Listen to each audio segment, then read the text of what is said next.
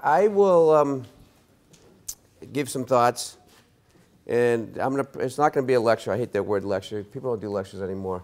They keep things interactive. It's much more interesting for you, more interesting for me. It's funny how I do a lot of technology conferences, and they used to always do these, companies used to do these 25-minute presentations in which CFOs and CEOs would drone on for a while, and the audience would be on their BlackBerries. Of course, now they'd be on their iPads and iPhones and Androids, so it's changed. And so people gotten away from that. They now do these Q&A sessions, so that's much more fun and I think helpful for you. But I thought before I do that, I would give you some of my thoughts, because I've been doing this now for so long. My wife thought I was going to retire a couple times along the way.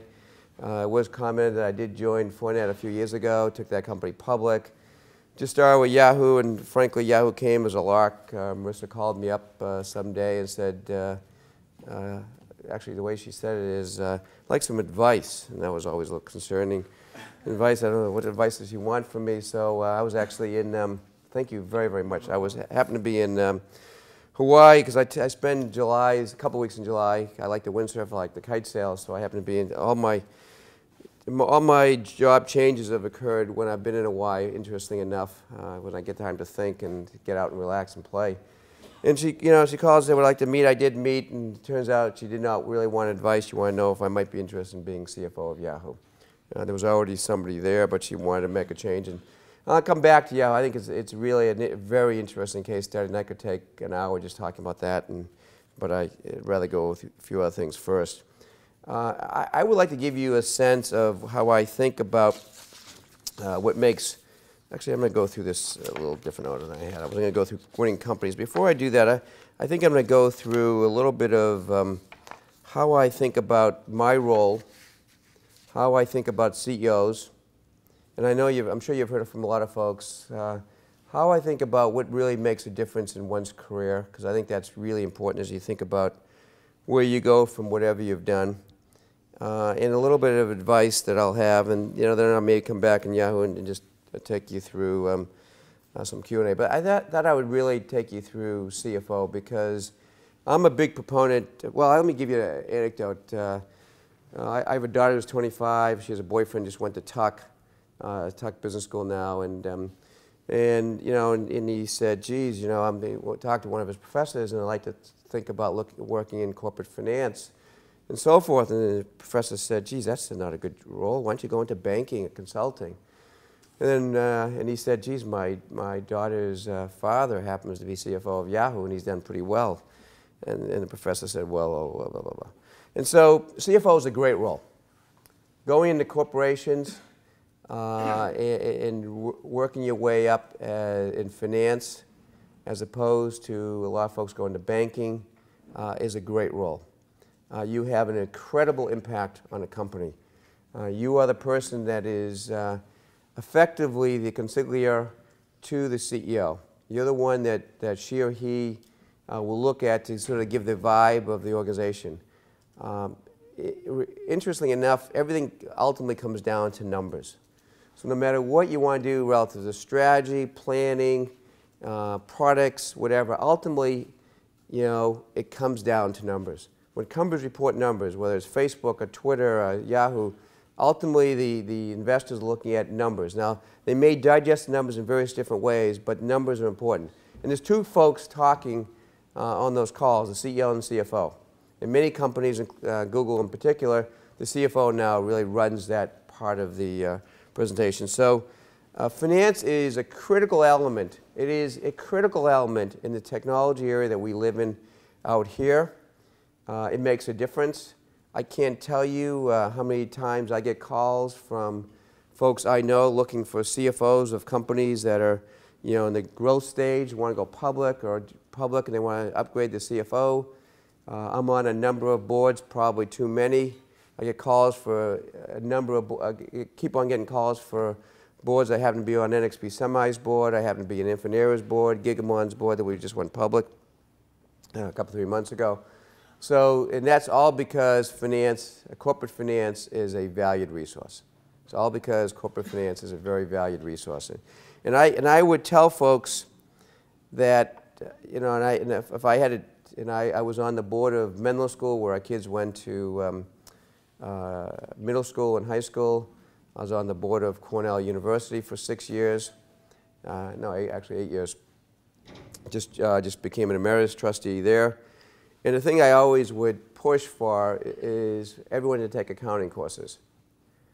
And that's part of the bedrock of CFO is knowing accounting. But as I digress, it's also part of what you need to do to run your life. I'm amazed when I saw the mortgage breakdown in this country. And a lot of it was subprime loans, in which, unfortunately, a lot of consumers bought mortgage, basically took out mortgages. They had no idea what they were doing. Had absolutely no idea what they were doing. They could have had increasing principal over time. They were paying more interest below market, but it would go up over time. They assumed maybe that real estate would keep on rising in the old greater fool theory. They could at some point sell out to someone else at a higher price. All of the above. But fundamentally, they really didn't understand how interest and mortgages work. Take out a car loan, how does it all work? And so I'm a big fan, and again, I don't know enough of, honestly, what the curriculum is here or anywhere else in terms of, but I know I'm a very strong believer that everyone needs to take responsibility for their own life, for their own finances, their own net worth, and so forth, which means you need to have the basics and understand the basics of accounting. In finance, it's all about systems. Systems have changed dramatically lately. We used to be in a world where people would develop systems in which you put in a big Oracle database, you put in a big Oracle enterprise resource system, general ledger, accounting, HR system, and so forth. That world, same for sales, that world is changing. Systems are really critical. And I actually saw a comment which I actually liked yesterday, which is the consumerization of the enterprise. Because interesting enough, it used to be tops down. IT would tell the folks in the company what they had to buy. Here's the system you're going to use, here's how you use it, and so forth. That's changing. There's a concept called bring your own device, BYOD. It used to be companies would say you have to use BlackBerry, here's your BlackBerry.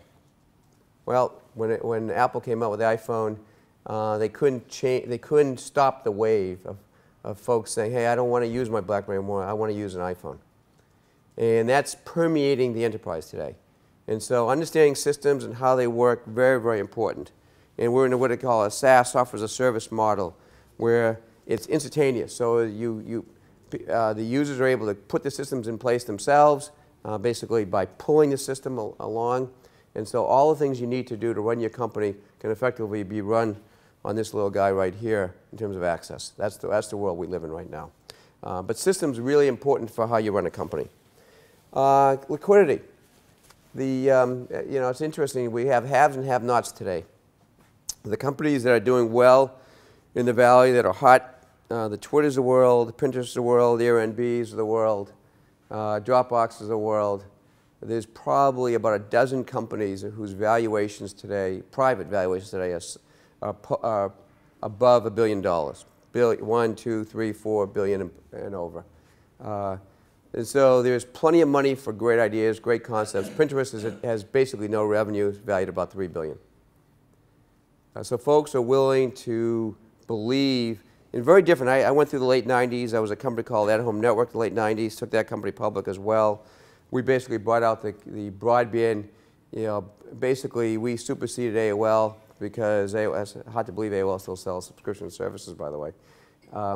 But we brought out the broadband cable modem, and then now you have DSL. So basically, broadband, you have both. Well, you have actually three. You have wireless, you have broadband cable modem, and you have DSL. We were part of the cable modem. We worked with a bunch of the cable companies during that time. And one of the things as a CFO for a private company, you always focused on liquidity, and having ample cash. So that's a key part of the job. And by the way, I should have commented, the thing I like about the job that I do versus consulting jobs and banking jobs is we are responsible for our decisions and our actions and our recommendations. So consultants, they come in, they consult, they give you advice, they leave. Bankers come in, they give you advice, they consult, they help raise your money, they leave. When you're inside a company, you're part of a team, you're actually making something happen. And I'm a big believer Where I get my jollies, if you will, is making something happen, having impact, having a positive impact on, on anything I do. And that could be whether it's a company, could be where it's various charitable things I'm working on. And I happen to be, by the way, a very small investor in the Warriors, and that's a lot of fun. And how do you think about that? It's another way I've stretched. But having an impact on everything you do, really important. I'm keeping on the role of a CFO, financial planning, budgeting. Key aspect, very different than if you're working in a bank and wherever, and I see sometimes bankers come and become CFOs. Well, they have no concept of how you do forecasting and budgeting. It's very paramount. Paramount in a company is how to forecast. We're going through right now at Yahoo budgeting for the year. And that is the time you really do affect the direction of the company. Where you invest, where you disinvest, where you invest less, where you invest more, what products you're going to put in, what products you're going to reduce or not invest as much, how many people you put in sales, how you're going to drive sales, what geographic regions you're going to drive. All that is developed in the budgeting process. If you're a banker, you don't have no sense of how that works. And then the monthly forecasting, quarterly forecasting, budgeting and planning, very, very important. Investor relations, another aspect of the job. It's one of those things that I have to tell you, all of us learn on the job. You don't learn that in school. I don't know of any schooling course in school that goes through how investor relations works. You learn on the job. We all make mistakes because you learn how to say things, because you can say the least little thing and it may have an impact. Facebook stock was up 15% when they announced their earnings in aftermarket. Aftermarket, it closed down 2 or 3%. Why? One comment to make. You want to answer? Well, I'm guessing it's the decrease in teenager use. That's exactly right. So the numbers themselves were great, but then they talked about a couple of trends that were concerning. That was one concern. One other concern was that they would have to reduce. They were worried about how many ads were showing up, and they might reduce some of the ads. They were delayed on creating the video ads, and there's a number of things. But that's, again, the subtleties of how you say something to investors, how they pick up on just the most, and maybe that, I would bet some of those comments were meant to be innocuous Q&A comments, but investors pick up on them.